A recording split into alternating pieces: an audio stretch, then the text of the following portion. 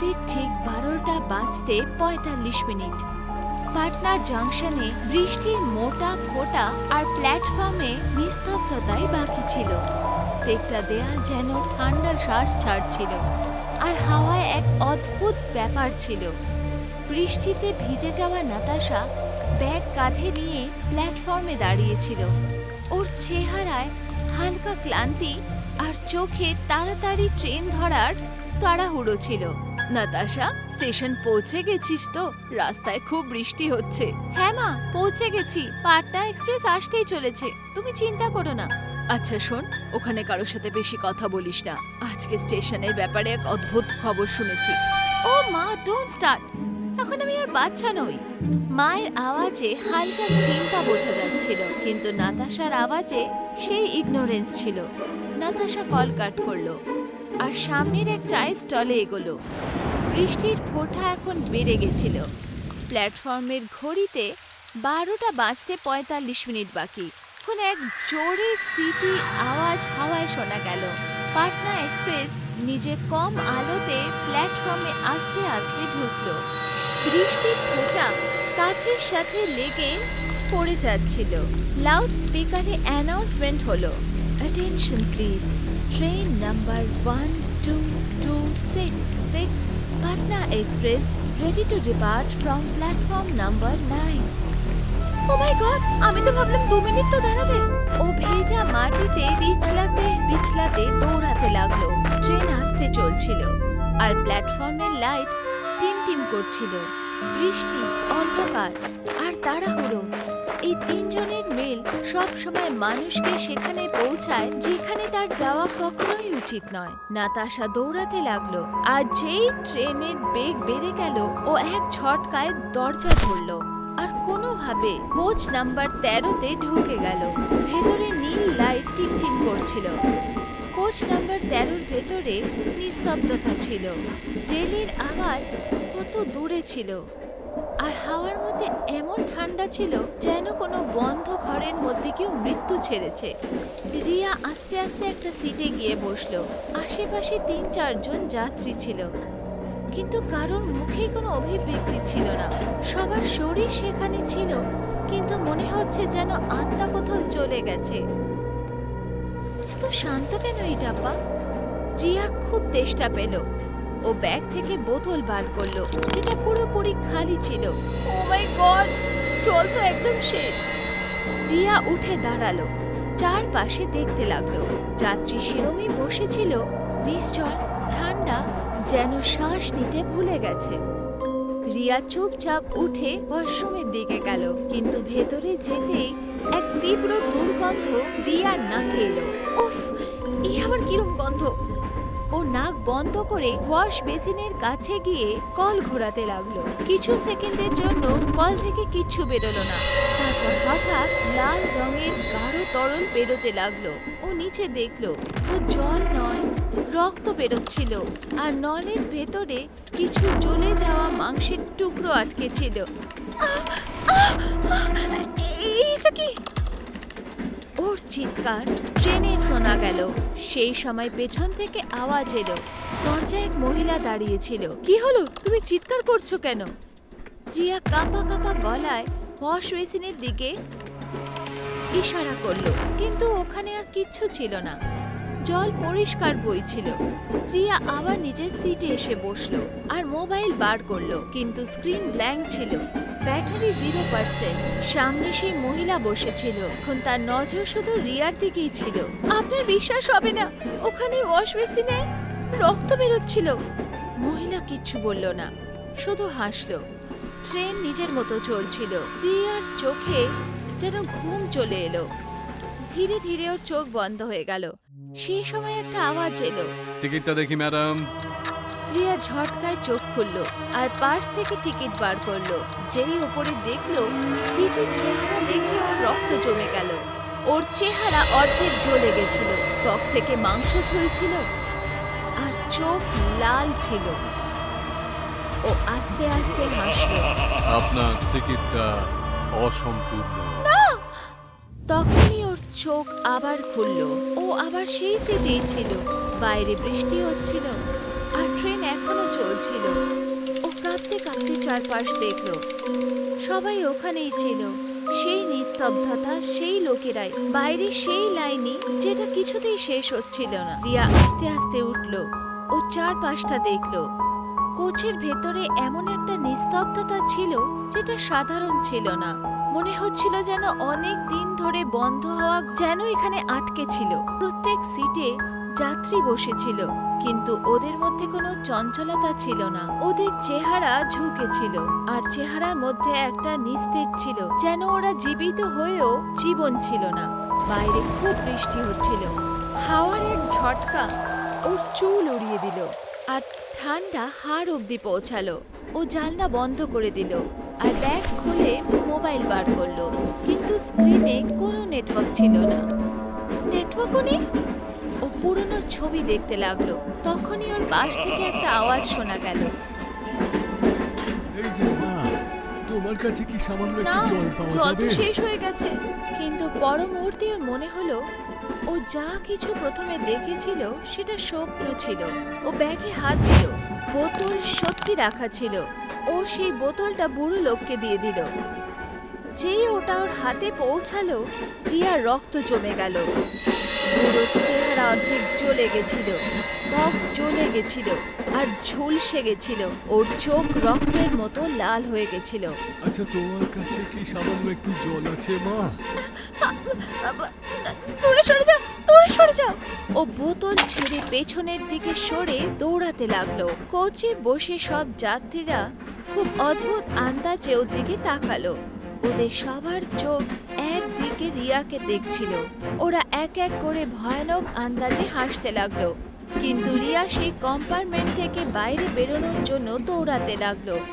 যেই ও কোচের দরজায় পৌঁছালো, সেটা খোলা ছিল। দরজায় এক অপরিচিত এমন দাঁড়িয়েছিল। ও বাইরে দেখছিল। শোনো, এখানে কিছুটা অদ্ভুত হচ্ছে। একজন বুড়ো লোক আমার কাছে জল চাইতে এসেছিল, যার চেহারা জ্বলে গেছিল, আর সবাই আমাকে অদ্ভুত নজরে দেখছিল। কিন্তু সেই যুবক শান্তভাবে দাঁড়িয়েছিল। হঠাৎ সে কিছু না বলে চলন্ত ট্রেন থেকে ঝাঁপ দিল। রিয়ার চিৎকার ছড়িয়ে গেল। হে ভগবান, এটা কি হচ্ছে? ওর পা হিলতে লাগলো। ও পড়ে গেল। আমি কোন ট্রেনে চলে এসেছি? রিয়া কিছুক্ষণ পর কারোর পায়ের আওয়াজ পেল। রিয়া সামনে দেখল টিটি দাঁড়িয়েছিল। চেহারা সাধারণ আর হাসছিল। স্যার, এখানে কিছু একটা ঠিক নেই। এক বুড়ো আমার কাছে জল চাইতে এসেছিল, যার চেহারা চলে গেছিল, আর তারপর সবাই আমাকে ঘুরছিল, আর এখন একটা লোক আমার চোখের সামনে ট্রেন থেকে ঝাঁপ দিল। আরে, তোমাদের এই আজকালকার জেনারেশন না, সারা রাত শুধু হরর মুভি দেখতে থাকো আর তারপর ভয় পেয়ে যাও। যাও যাও, গিয়ে নিজের সিটে বসো তো, আমি কিছুক্ষণের মধ্যেই টিকিট চেক করতে আসবো। ওর স্বরের মধ্যে এক বিচিত্র শান্তি ছিল, যেন প্রথম থেকেই জানতো যে আগে কি হতে চলেছে। রিয়া মাথা নাড়িয়ে মাথা ঝুঁকিয়ে নিজের সিটে ফেরত গেল। এখন সবকিছু নর্মাল ছিল, কিন্তু রিয়ার মনে হচ্ছিল কোনো কিছুই স্বাভাবিক নয়। রিয়া নিজেকে সামলে ওয়াশরুমের ভেতরে চলে গেল, কিন্তু যেই ও সেই ওয়াশ বেসিনের নল খুলল, ওয়াশ বেসিনে রক্ত পড়তে লাগলো, গাঢ় পচে যাওয়া, যেখানে কারো জ্বলে যাওয়া চামড়া ভাসছিল। ওর শরীর শিউরে উঠল, আর গলা থেকে আওয়াজ বেরোলো না। না, এটা বারবার কেন হচ্ছে? আমি কি পাগল হচ্ছি? দ্বিতীয়বার দৌড়ে নিজের সিটে এসে বসলো। তখনই সেখানে টিটি এসে পৌঁছালো। এই যে ম্যাডাম, টিকিটটা দেখি একবার। রিয়া যেই মাথা উঠালো, সেই মুহূর্তে ওর ভেতরে শেষ আশাও নষ্ট হয়ে গেল। টিটি সেই ছিল, কিন্তু এখন ওর চেহারা মানুষের মতন নয়। ওর চেহারা থেকে মাংস বেরোচ্ছিল, হাড় বাইরে থেকে দেখা যাচ্ছিল, আর ওর চোখ কোনো পুরনো চিতার আগুনের মতন জ্বলছিল। প্লিজ, আমাকে যেতে দাও, আমি এখান থেকে বেরোতে চাই। এখন দেরি হয়ে গেছে রিয়া, এখন তুমিও আমাদেরই জগতের একজন। যেটা তুমি দেখতে পেয়েছিলে সেটা স্বপ্ন ছিল না, ওগুলো সবই সত্য। যতবার তুমি অজ্ঞান হয়ে যাবে আর তারপর যখন তুমি জাগবে, তখন এই সব কিছু আবার তুমি দেখতে পাবে। তুমি একটা চক্রে ফেসে গেছো, যার কোথায় শেষ সেটা কেউ জানে না। হঠাৎ ওর চোখের সামনে কোচ ঘুরতে লাগলো। সবকিছু অন্ধকারেও অদৃশ্য হয়ে গেল, আর ও অজ্ঞান হয়ে গেল। কিছুক্ষণ পর চোখ ওর আবার খুলল। তখন বাইরে সেই বৃষ্টি হচ্ছিল, সেই ট্রেন, সেই কোচ। রিয়া এখন জেনে গেছিল যা কিছু ওর সাথে হচ্ছে সেটা স্বাভাবিক নয়। কোচ নাম্বার 13-তে বসে প্রত্যেকটা ছায়া, প্রত্যেকটা আওয়াজ কোনো অজানা ভয়ের কারণ হয়ে গেছিল। অনেক হয়েছে, এখন আর এসব হতে পারবে না। আমাকে যেভাবেই হোক এই কোচ থেকে বাইরে বেরোতে হবে। ও তারপর আবার চেষ্টা করলো, কিন্তু প্রত্যেকবার ও যখন বাইরে বেরোলো নিজেকে আবার সেই কোচেই ও পেল। হে ভগবান, এটা কি করে সম্ভব? আমি ঘুরে ফিরে এখানে কি করে চলে আসছি? রিয়া ঘাবড়ে গিয়ে এদিক ওদিক দৌড়াতে লাগলো, আর রেল লাইনের আওয়াজ ওর পায়ের মধ্যে ছিল। কিন্তু প্রত্যেক কোচ ওকে আবার সেই নরকেই ফেরত আনতো। ও হেরে ভেঙে গিয়ে ভয়ের ভেতরে ডুবে কাঁদতে কাঁদতে একদিকে বসে, হে ভগবান, আমার সাথে কি হচ্ছে? সেই মুহূর্তেই দরজা নিজে থেকে খুলে গেল।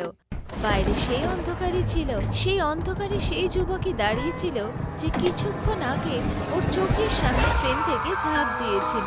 তুমি চাইলে পরেও আর বেরোতে পারবে না, বুঝেছো? তুমি একটা ভুল কোচে উঠে পড়েছো। এখন এই পাটনা এক্সপ্রেস তোমার বাড়ি। এই যাত্রা এবার তোমাকে সারা জীবন করতে হবে। এটা বলে সে পর মুহূর্তে সেই অন্ধকারে ঝাঁপ দিল। না, না, না, না! ওর চিৎকারে সেই কোচ কেঁপে উঠল, কিন্তু পর মুহূর্তে আরো ভয়ানক ছিল। অন্ধকারে সেই টিটি আবার প্রকট হলো, এখন নিজের সব থেকে ভয়ঙ্কর রূপে। আমি তোমাকে বলেছিলাম না, তুমি বারবার অজ্ঞান হয়ে যাবে, আর প্রতিবার যখন তোমার চোখ খুলবে আবার তুমি সেই সব কিছু দেখতে পাবে। তুমি আর কখনো ফিরে যেতে পারবে না। না, এখন আমি সবকিছু বুঝে গেছি। এই যা কিছু হচ্ছে সবই অদ্ভুত, কিন্তু আমি ভয় পাবো না। ওর আওয়াজ কাঁপছিল, কিন্তু সেই কম্পনে সাহস ছিল। তখনই সব যাত্রীরা উঠে দাঁড়ালো। ওদের চেহারা এখন মানুষ ছিল না, সব জ্বলে যাওয়া, বিকৃত। ওদের চোখের মধ্যে এক শূন্যতা ছিল। ওরা আস্তে আস্তে ওর দিকে এগোতে লাগলো। আমার থেকে দূরে থাকো, সবাই আমার থেকে দূরে থাকো। ওদের হাসি হাওয়ায় হারিয়ে গেল। কোচের রূপ পর মুহূর্তে বদলে গেল। এখন সেটা আগুনে ভরা কোনো শ্মশানে পরিবর্তিত হলো। সিট জ্বলে গেছিল, দেওয়াল কালো হয়ে গেছিল, আর হাওয়ায় মাংসের পচা গন্ধ পাওয়া যাচ্ছিল। না, আমি এখানে মরবো না। ও শেষবারের মতো নিজের পুরো শক্তি দিয়ে দৌড়ালো। চোখে ঘুম, শ্বাসে ক্লান্তি, কিন্তু উদ্দেশ্যতে আগুন ছিল। আর সেই আলোতে ও ঝাঁপ মারলো। কিছুক্ষণ পর সব শান্ত হয়ে গেল। কোচ নম্বর 13-তে শুধু ধোঁয়া উঠছিল। যখন রিয়ার চোখ খুলল, ওর তখন নিজেকে একটা হাসপাতালে দেখতে পেল। সামনে ডাক্তার বসেছিল, আর পাশে ওর মা কাঁদছিল। আমাদের কেউ কল করেছিল যে তুই অজ্ঞান হয়ে আছিস। আমরা দৌড়ে দৌড়ে এসেছি। তুই 10 দিন ধরে অজ্ঞান ছিলিস রিয়া। 10 দিন? পাটনা এক্সপ্রেস, আমি ওই কোচে ছিলাম। ডাক্তার ওকে ওষুধ দিল, আর আস্তে আস্তে বাইরে চলে গেল। কিছুক্ষণ পর এক নার্স ঘরে এলো। তুমি খুবই ভাগ্যবতী ম্যাডাম। বলা হয় কোচ থেকে কেউ জীবন্ত ফেরে না। কোন কোচ? Coach number 13। কিছু বছর আগে পাটনা এক্সপ্রেসে আগুন লেগেছিল। ওই পুরো ডিব্বা আগুনে জ্বলে গেছিল। তার মধ্যে সমস্ত যাত্রী সেদিনই মারা যায়। তারপর থেকেই সেই কোচ বন্ধ। কিন্তু বলা হয় প্রত্যেক বছর সেই রাত ওই সময় ওই কোচ আবার প্রকট হয়, আর যেই ওই কোচে চড়ে তারপর সে আর কোনোদিন ফেরে না। রিয়ার চোখ অবাক হয়ে গেল। ওর কানে সেই রেল লাইনের আওয়াজ শোনা গেল, যেন ট্রেন এখনো চলছে। আর হ্যাঁ, পাটনা এক্সপ্রেস আজ রাতে আবার চলবে, রাত 12টা বাজতে 45 মিনিটে। রিয়া ভয় ভয়ে জানলার দিকে তাকালো। বলা হয় পাটনা এক্সপ্রেসের কোচ নাম্বার 13 কখনো থামে না। ও শুধু সেই আত্মাগুদের নিয়ে যায় যারা এখনো নিজেদের উদ্দেশ্য খুঁজছে।